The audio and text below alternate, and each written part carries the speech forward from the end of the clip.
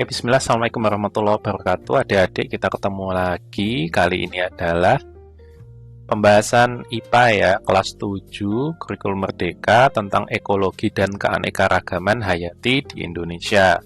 Nah, kita akan belajar untuk bagian 1, nanti ada video lagi ya. Untuk bagian 2, silakan disimak supaya bisa menjawab kuis-kuisnya atau soal-soal yang akan diberikan ya. Oke, sudah siap semua? Kita mulai ya, ekologi dan keanekaragaman hayati Indonesia. Oke, kita mulai. Ya, ini adalah IPA ya, kelas 7, adik-adik lebih tepatnya di bab 6 ya, untuk semester 2. Nah, yang pertama itu kita akan belajar tentang ekosistem. Apa itu ekosistem? Ekosistem itu adalah sistem di mana adanya hubungan atau interaksi saling bergantung antara komponen-komponen di dalamnya. Nah, baik yang makhluk hidup maupun yang tidak hidup. Jadi ekosistem sekali lagi adalah hubungan ya atau saling ketergantungan antara komponen di dalamnya, baik yang hidup maupun yang tidak hidup. Nah, gitu ya.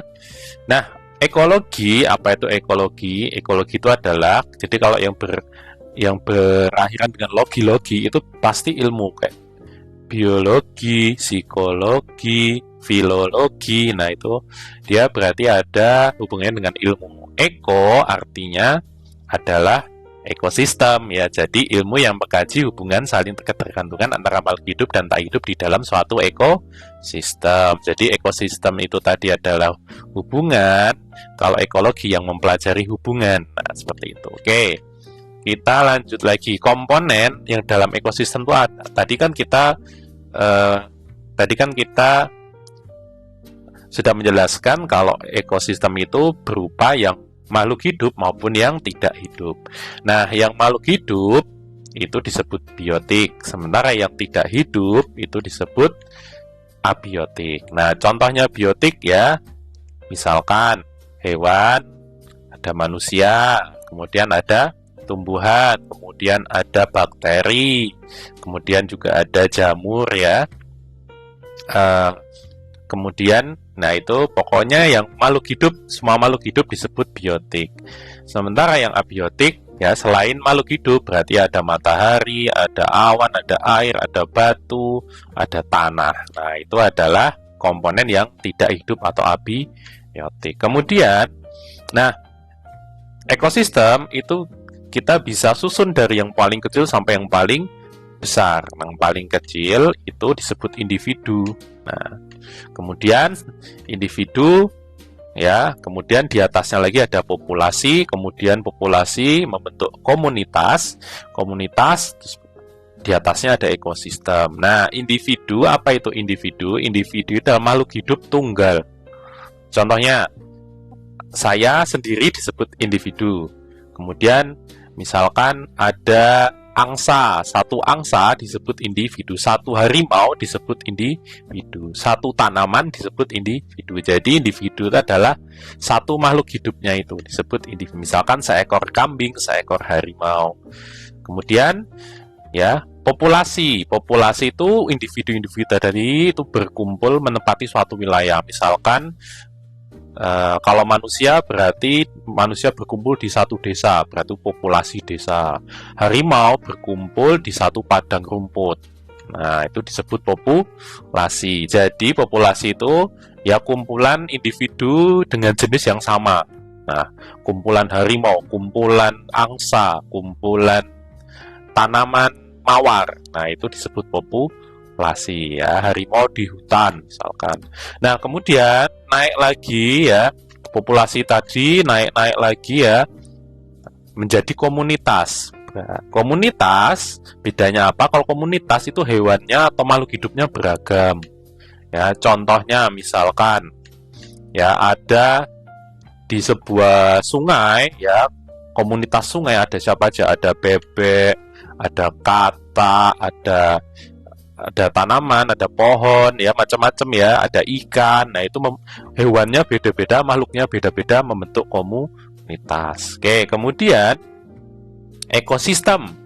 Nah, ekosistem adalah interaksi makhluk hidup dengan benda tak hidup dan yang menempati suatu wilayah. Nah, jadi kalau tadi individu, populasi, komunitas, itu isinya semua makhluk hidup. Nah, ekosistem itu ada tambahan berupa komponen abiotik atau makhluk tidak hidup. Misalkan ekosistem sungai. Tadi kan ekosistem sungai kita ada ikan, ada bebek, ada katak. Nah, kalau maaf komunitas. Kalau ekosistem dia itu ada tambahan yang tidak hidup. Contoh ada matahari ya.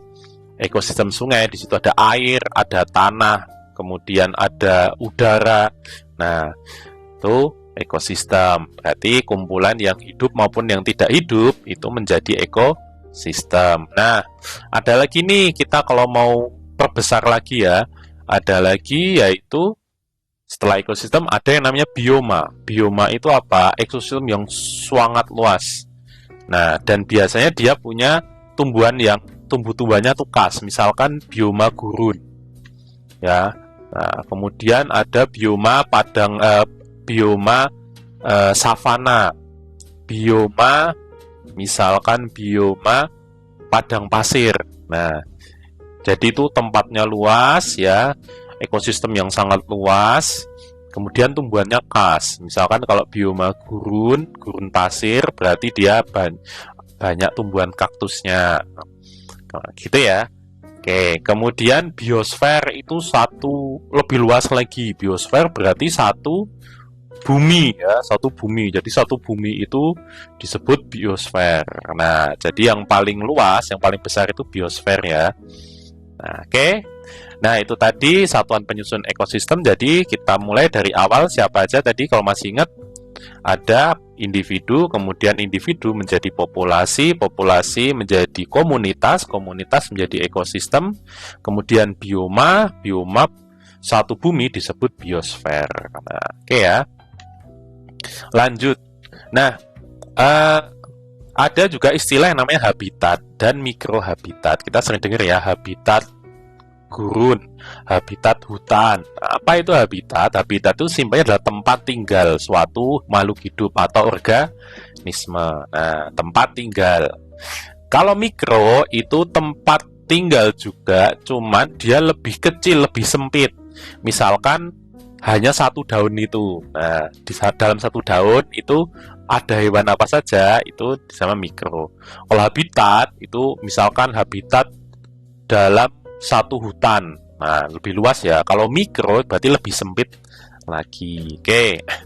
Nah, gitu ya. Jadi kita sudah belajar tadi apa itu ekosistem, kemudian komponennya dari yang paling kecil yang paling besar, kemudian ada istilah habitat dan mikrohabitat. Kalau habitat itu tempat hidup ya, yang lebih luas. Kalau mikro itu yang lebih sempit. Nah, rantai makanan. Nah, dalam suatu kalau tadi kan kita belajar ekosistem itu berarti ya ada saling keterkaitan hubungan. Nah, hubungan itu dijelaskan biasanya dengan rantai makanan dan jaring-jaring makanan. Nah, kenapa? Karena setiap makhluk hidup itu perlu yang namanya energi ya, perlu makan ya. Untuk hidup manusia perlu makan, hewan perlu makan, tumbuhan juga perlu nutrisi. Nah, energi itu menurut teori, energi itu tidak bisa diciptakan ya dan tidak bisa dimusnahkan. Jadi mereka tuh hanya muter terus ya. Ya, hanya muter terus. Nah, itu adalah hukum kekekalan energi. Nah, energi itu berpindah dari organisme lain ya ke organisme A, ke B, ke C itu melalui proses rantai makanan. Nah, contohnya seperti apa? Kita bisa lihat ya. Kalau rantai makanan, ya pertama, rantai makanan itu adalah proses perpindahan energi dari satu makhluk hidup ke makhluk hidup lainnya melalui proses makan dan dimakan, ya. Contohnya ya, di sini ada 3 untuk rantai makanan, itu ada 3 yang namanya disebut produsen, kemudian konsumen, ya, dan yang terakhir adalah pengurai atau dekomposer. Nah, produsen itu apa? Itu produsen adalah tahap pertama dari semua rantai makanan. Jadi yang memproduksi makanan itu disebut produsen. Biasanya produsen itu adalah tanaman. Nah, energinya tanaman itu kan fotosintesis adalah matahari ya.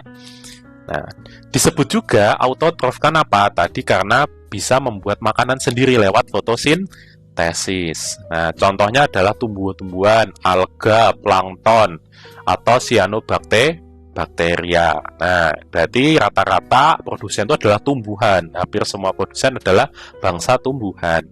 Nah, kemudian, nah ini contohnya ya. Kemudian ada yang namanya konsumen. Konsumen itu berarti yang memakan hewan lain atau makhluk hidup lain. Nah, dia bergantung dengan makanan yang dihasilkan biasanya oleh bagian produsen. Nah, makanya disebut sebagai bagian kedua dalam rantai makanan. Nah, dia konsumen itu besar sekali ya. Jadi konsumen itu biasa lebih banyak, produsen itu sedikit, konsumen itu biasa lebih banyak. Ada yang namanya konsumen primer. Ya, konsumen primer itu disebut herbivora. Nah, contohnya adalah belalang, kemudian burung yang memakan biji. Jadi konsumen primer itu dia yang makan langsung dari produsen. Atau yang disebut konsumen sekunder yaitu karnivora. Karnivora itu adalah pemakan hewan lain. Contohnya misalkan musang, kemudian ada elang, ada ular. Nah, dia memakan hewan lainnya. Jadi dia tidak memakan tumbuhan tetapi makan hewan. Oke, begitu. Nah, yang terakhir itu adalah decomposer. Decomposer itu adalah pengurai. Ya, dia menguraikan ya. Jadi ketika tadi ya konsumen itu seperti elang, seperti ular, dia mati, maka tubuhnya akan diuraikan ya, diuraikan. Nah, dia makanya decomposer ini fungsinya mendaur ulang nutrisi karena memberikan nutrisi ke tanah atau lautan sehingga dapat dimakan kembali oleh produsen. Jadi muter lagi ya, setelah produsen kemudian dimakan konsumen, kemudian konsumen mati, diuraikan oleh decomposer tadi. Nah, kemudian nutrisi tadi jadi di tanah ya, kemudian tanah dipakai, diserap oleh tumbuhan atau produsen, muter terus. Nah, itu adalah rantai makanan. Contoh decomposer misalkan ada ada bakteri, kemudian ada jamur. Nah, itu contoh decomposer. Nah, ini contoh rantai makanan di laut ya. Nah, di sini ada bisa lihat ada yang produsennya siapa di sini? Produsennya adalah fitoplankton. Nah, fitoplanktonnya adalah plankton yang jenisnya seperti tumbuhan. Kemudian dia dimakan zooplankton, plankton yang seperti hewan. Zooplankton dimakan udang, udang dimakan ikan tuna dimakan singa laut, kemudian singa laut dimakan oleh bakteri pengurai yang tadi ya. Nah, kemudian bakteri pengurai tadi dia menguraikan jasad dari singa laut, kemudian jasad dari singa laut tadi ya, dia berubah menjadi zat-zat nutrisi yang ada di dalam tanah atau di dalam air. Nah, kemudian dikonsumsi lagi oleh si plankton. Nah, muter terus seperti itu disebut rantai makanan. Gitu ya. Nah, itu kalau di laut. Kalau di darat misalkan ya, di sini ada rumput atau padi. Padi dimakan tikus sebagai konsumen satu. Kemudian tikusnya dimakan oleh ular, dia menjadi konsumen kedua. Ular dimakan oleh elang. Nah, elang dia konsumen ketiga atau konsumen puncak ya.